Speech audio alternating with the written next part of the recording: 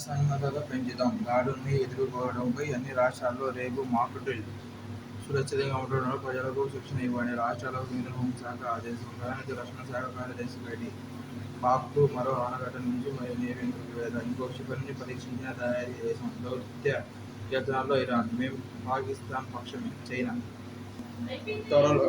త్వరలో Ambedkar overseas విద్యానిధి. SC ST విద్యార్థులకు 25 లక్షలు, బీసీ మైనార్టీలకు 20 లక్షలు, ఈబీసీ కాపులకు 15 లక్షలు అన్ని ఇందులో ప్రతిపాదనలు. ప్రసూతి సెలవులకు 2 పిల్లల నిబంధన ఎత్తివేత.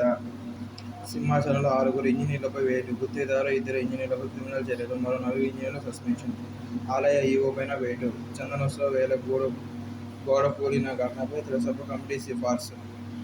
చర్యలకు ఆదేశించిన ప్రభుత్వం. 2022లో మొక్కజొన్న సాయంలో ప్రపంచ సగటు హెక్టారుకు 5,748 కేజీలు అయితే ఇండియాలో అది 3,347 కేజీలే.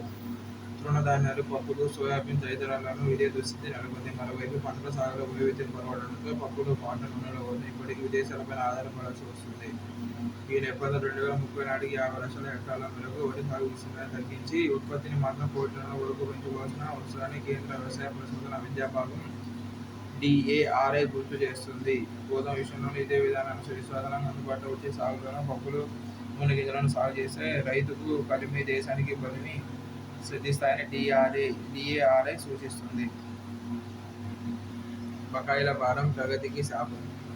కేంద్ర రాష్ట్ర ప్రభుత్వాలు పన్నులు రాబడే ప్రధాన ఆర్థిక వనరులు అయితే ఏటిగేటు పెన్ను ఎగువేతలు, బకాయిలు పెరిగిపోతున్నాయి. మరికొన్ని వివాదాలుగా మారుతున్నాయి. దాంతో సర్కారీ ఆదాయానికి భారీగా గండిపడుతుంది. అసలు పన్ను బకాయిలు ఎందుకు పెద్ద ఎత్తున పెరిగిపోతున్నాయి? వాటిని వసూలు చేయడానికి ఎలాంటి మార్గాలు ఉన్నాయి? మొండి బకాయిల వసూలు కోసం కేంద్రం 2024 సంవత్సరంలో వివాస విశ్వసనీయత సెటిల్మెంట్ స్కీమ్లు తీసుకొచ్చింది. 2020 నాటి పథకం ద్వారా మొత్తం 5.10 లక్షల వివాదాలకు గాను 1.28 లక్షల వివాదాలకు పరిష్కారం నాటి కేంద్రం వెల్లడించింది. 2024లో తీసుకొచ్చిన స్కీమ్ ప్రస్తుతం అమలవుతుంది. జీఎస్టీ రాదు, రద్దయిన వ్యాట్ తదితర చట్టాల పరిధిలోని వివాద పరిష్కారం తెలంగాణ సహా అనేక రాష్ట్రాలు ఇలాంటి పథకాలను ప్రవేశపెట్టాయి. ప్రపంచ ఆరోగ్యానికి ట్రంప్ ముప్పు. అధ్యక్షుడిగా అమెరికా అధ్యక్షుడు డొనాల్డ్ ట్రంప్ రెండోసారి పగ్గాలు చేపట్టిన వెంటనే ప్రపంచ దేశాలకు విరుచుకుపడ్డారు. సుంకాల భారం పెంచడంతో పాటు USAIDకు చేయి ఇచ్చారు. దాంతో ఆరోగ్య పరిరక్షణకు అందే నిధులు నిలిచిపోయాయి. దీనివల్ల మలేరియా, క్షయ, ఎయిడ్స్ వంటి వ్యాధులు విజృంభించే ప్రమాదం ఉందని ఆందోళన వ్యక్తమవుతున్నాయి. నేషనల్ ఇన్స్టిట్యూట్ ఆఫ్ హెల్త్ వార్షిక బడ్జెట్ సుమారు $48 మిలియన్. దీనికి తోడు సుమారు 2,500 విశ్వవిద్యాలయాలు, ఆసుపత్రులు పనిచేసే పరిశోధకులకు 50,000 గ్రాంట్లు మంజూరు చేసేవారు. ఒక్క పెన్ను పోటుతో ట్రంప్ వీటన్నిటికీ నిధుల్లో కోత పెట్టారు. $400 బిలియన్ గ్రాంట్లో ట్రంప్ $250 బిలియన్ కుదించారు. ఇలా అనేక దేశాల్లో $6.25 బిలియన్ మేర నిధులు నిలిచిపోయాయి. హైదరాబాద్లో మిస్ వరల్డ్ పోటీలకు ఏర్పాట్లు. వన్డేలు, టీ20లో భారతే నెంబర్ 1. టెస్టులో 4వ స్థానం. ICC వార్షిక ర్యాంకింగ్స్. ఉగ్రపోరులో భారత్కు సంపూర్ణ మద్దతు. మోదీకి రష్యా అధ్యక్షుడు పుతిన్ హామీ. భారత్ వచ్చేందుకు అంగీకారం. అణ్వస్త్రాలతో బదిలిస్తా. రష్యాలో పాక్ రాయబారి హెచ్చరిక. గాజా మొత్తాన్ని ఆక్రమించేస్తాం. ఇజ్రాయెల్ ప్రకటన. CBI కొత్త డైరెక్టర్ ఎంపికకు కసరత్తు. ప్రధాని నేతృత్వంలో సమావేశమైన త్రిసభ్య కమిటీ. సైనిక ప్రయోగం పరిష్కారం కాదు. భారత్ పాక్లకు ఐరాస సూచన.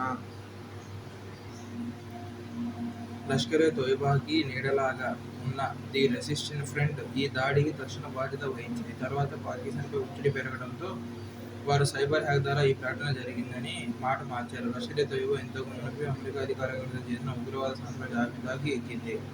ముంబైలో జరిగిన 26/11 ఉగ్రవాద దాడిలో 6 అమెరికన్లు మరణించారు. పాకిస్తాన్లో దాక్కున్న ప్రదేశం నుండి ఒసామా బిన్ లాడెన్ను అమెరికా బయటకు తీసుకెళ్తే అమెరికన్లు ఎలా భావిస్తారు? దీన్ని కూడా వారు సాయుధ చర్యగానే వర్ణిస్తారా?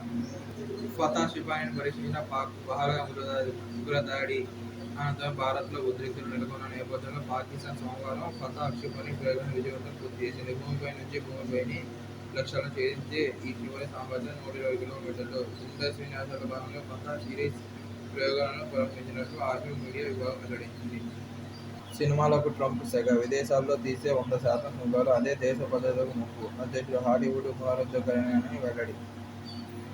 గాజా ఆక్రమణకు పన్నాగం, నిరవధిక ప్రణాళికను ఇజ్రాయెల్ క్యాబినెట్ ఆమోదం, హమాస్ను అంతం చేసి బందీలను విడిపించే దిశగా చర్యలు, రంగంలోకి దిగాలని వేలాది మంది రిజర్వ్ సైనికులకు పిలుపు, ఉగ్రపాక్కు నిధులు ఇవ్వొద్దు, ఏషియన్ డెవలప్మెంట్ బ్యాంక్ను కోరిన భారత్.